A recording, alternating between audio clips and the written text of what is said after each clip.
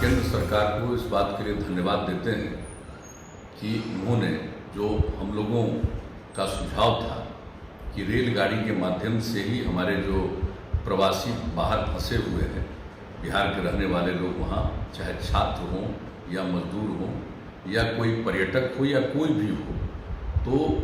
Train से ही आने की सुविधा उनके लिए बेहतर होगी। ये व्यवस्था कर दी गई और पिछले 2 दिनों से ये सिलसिला प्रारंभ भी हो गया। और एक बात और भी हम बता देना चाहते हैं कि इसके बारे में हम लोगों ने जानबूझ करके कोई पहले से घोषणा नहीं की,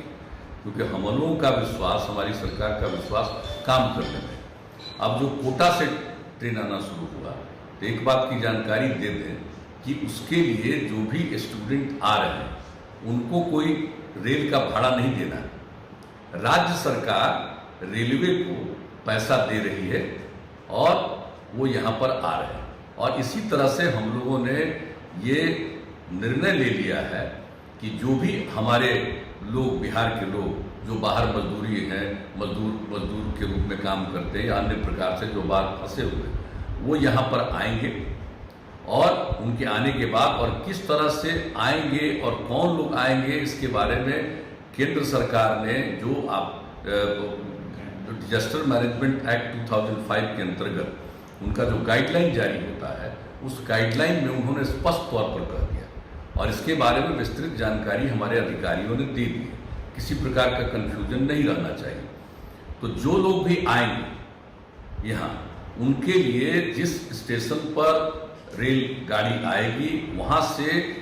जो जहाँ के निवासी हैं उनके प्रखंड मुख्यालय में ले जाया जाएगा, यहाँ थोड़ी जांच करके, और उस प्रखंड मुख्यालय में उनके लिए पूरा का पूरा क्वारंटाइन सेंटर बनाया गया है और इंतजाम किया गया। वहाँ उनको 21 दिन तक रहना है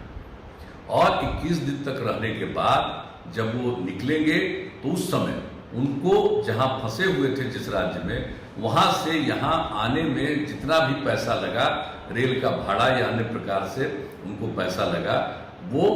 और हम लोग जो क्वारंटाइन सेंटर में सब तरह का इंतजाम किए, उनके रहने का, उनके भोजन का, आवासन का, उनके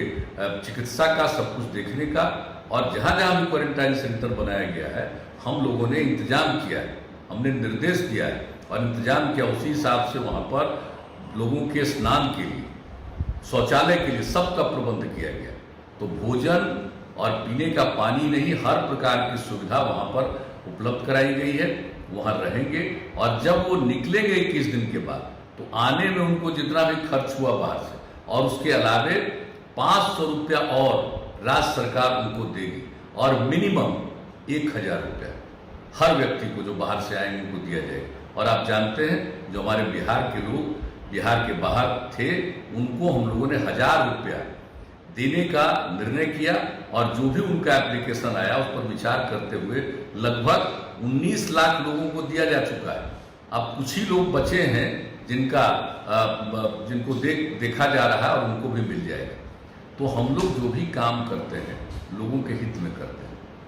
और चाहते हैं कि ये काम हो। लेकिन हमने देखा कि इधर काफ़ी बयानबाजी आ रही है, तो उसको देखते हुए हमने कहा बता दें, वरना लोगों को लाभ मिलता, अपने आप लोग बताते। तो ये तय कर दिया, ये हम लोगों का निर्णय है कि अपना, और इसका अनुपालन भी शुरू हो गया है कोटा से जो हमारे विद्यार्थी आ रहे हैं उनके लिए। तो हम इस बात की जानकारी देना चाहते हैं और सब लोगों से हम यही आग्रह करेंगे कि जो लोग भी बाहर से आ रहे हैं उनको प्रेरित करिएगा और जो क्वारंटाइन सेंटर में उसमें रहें, ये सब के लिए उपयोगी है। और जो भी लॉकडाउन लागू किया गया है, तो हम बिहार के लोगों को इस बात के लिए अभिनंदन करते हैं कि हमारे बिहारवासी अधिकांश, इक्का दुक्का कोई इधर उधर करता होगा, लेकिन अधिकांश लोग, सब लोग नियमों का पालन करते हैं। और वही कारण है कि बिहार को उस तरह से परेशानी नहीं, जो बाहर से आने वाले किसी व्यक्ति के चलते कुछ लोगों को हो गया, जो कि धीरे धीरे बढ़ा है। लेकिन कुल मिलाकर के यहाँ में जो यहाँ के लोगों में जो जागृति है, उसके कारण कम से कम लोगों पर असर पड़ा है। और इस प्रकार से हम लोग जो ये जो कोरोना वायरस है उस पर कामयाबी हासिल करें। हम सब लोगों को सचेत रहना, मैं सब लोगों से पुनः अपील करूंगा, भयभीत होने की जरूरत नहीं, सजग रहने की जरूरत है। और अंततोगत्वा आप जान रहे हैं कि पूरे दुनिया में ये हो रहा है ये सिर्फ कोई हम लोगों के यहाँ की बात नहीं, अनेक जगहों पर बड़े पैमाने पर देश का सबसे विकसित, दुनिया का सबसे विकसित देश अमेरिका में सब ज़्यादा होगा। तो इसलिए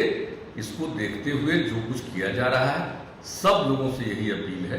कि उसका अनुपालन करें